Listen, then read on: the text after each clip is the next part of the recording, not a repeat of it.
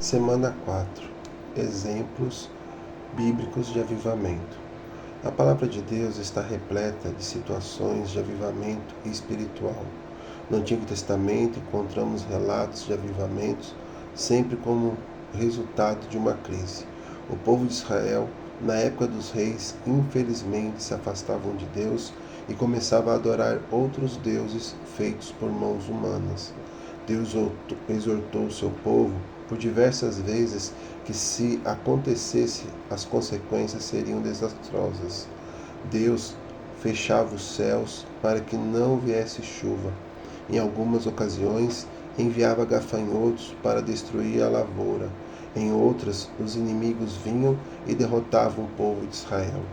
O afastamento de Deus sempre trouxe situações complicadas, mas sempre que o povo se arrependia e voltava quebrantado, Deus perdoava e restaurava.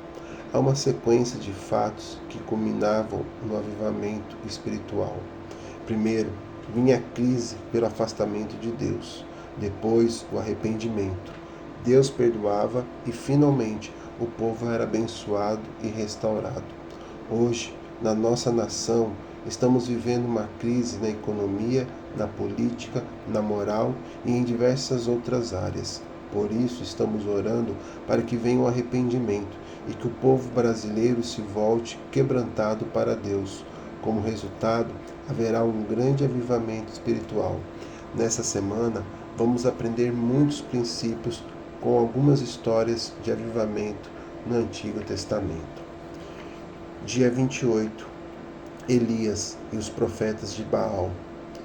Em 1 Reis 18, 16 e 40, este é um dos textos mais conhecidos da Bíblia, onde o povo de Israel estava vivendo uma crise e houve uma restauração.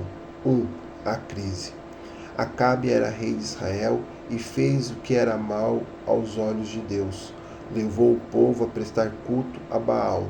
1 Reis 16, de 30 a 33.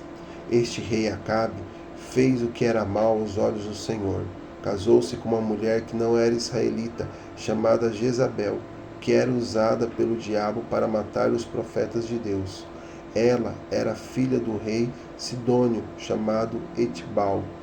Além deste mal, Acabe construiu um templo para o deus Baal. Também permitiu o culto a Zerá, o principal deus de Tiro, e considerava mãe de Baal.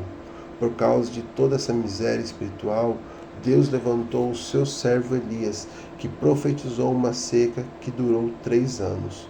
2. A busca a Deus. No meio da crise, o Senhor sempre levanta líderes para efetuar a transformação. Elias, profeta do Senhor, se apresenta ao rei Acabe e aponta o pecado. Vocês abandonaram os mandamentos do Senhor e seguiram a Baal. Em seguida, lançou o desafio: convoque todo o povo de Israel e os 450 profetas de Baal, mais os 400 profetas de Zerá, para se reunirem comigo no Monte Carmelo. O rei Acabe aceitou o desafio e reuniu o povo e os profetas. Elias, cheio de autoridade, exortou o povo a não ficar no secretismo e tomar uma decisão: Deus ou Baal. O desafio era construir um altar, colocar um bezerro e não colocar fogo, apenas pedir fogo do céu. O Deus que responder por meio do fogo é o verdadeiro. Todos aceitaram o desafio. Os primeiros foram os profetas de Baal, que prepararam o altar e começaram a invocá-lo. Não aconteceu nada. Elias ainda zombou deles e eles gritavam, dançavam e cortavam o corpo com facas, mas não houve nenhuma resposta. Então Elias restaurou o altar de Deus, que estava arruinado, e fez a seguinte oração: Ó Senhor, Deus de Abraão, de Isaque e de Israel, que hoje fique conhecido que tu és Deus em Israel, e que sou o teu servo, e que fiz todas estas coisas por ordem tua. Versículo 36. Deus não respondeu esta primeira oração, porque Elias ainda estava dizendo que ele fez todas estas coisas. Já temos aprendido nesses dias de jejum e oração que Deus não divide sua glória com ninguém. Ele é quem opera os milagres. Somente Ele pode provocar um grande avivamento. Então Elias fez a oração correta e aí houve a resposta. Responde-me, ó Senhor, responde-me, para que este povo saiba que Tu, ó Senhor, é Deus e que fazes o coração deles voltar para Ti.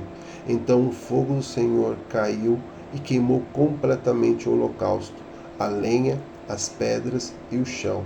E também secou totalmente a água na valeta. Versículo 37 e 38. Elias reconheceu que somente Deus poderia fazer o coração daquele povo se voltar para ele. É Deus quem envia o avivamento espiritual. 3. Deus responde. Deus operou o milagre de cair fogo direto do céu e queimar todo aquele holocausto diante dos profetas de Baal e de todos os presentes.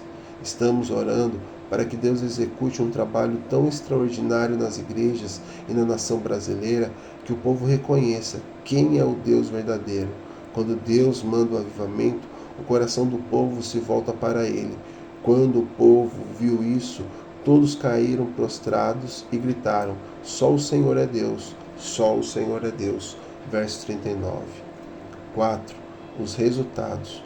O culto e a adoração a Deus foi restaurado e os profetas de Baal morreram. Infelizmente, a nação brasileira está como o povo de Israel na época de Elias, oscilando entre o Deus e o ídolo.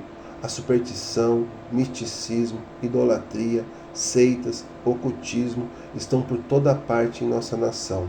Por isso, estamos vivendo uma crise econômica, política, moral e social. Mas Deus ainda tem os seus profetas, que não podem ficar calados. É hora da igreja se levantar no poder do Espírito Santo, denunciar os pecados da nossa nação e clamar a Deus por um grande avivamento espiritual. Assim como aconteceu com Elias, o fogo vai cair do céu e o povo brasileiro também cairá prostrado e gritará: Só o Senhor é Deus, só o Senhor é Deus. Motivos de oração. Ore para que cada pastor seja revestido do poder e da autoridade que Elias tinha. Ore para que o povo brasileiro saia do secretismo e conheça o Deus verdadeiro através de Jesus Cristo. Peça ao Espírito Santo para provocar uma volta do povo a Deus. Que Deus assim nos abençoe, em nome de Jesus. Amém.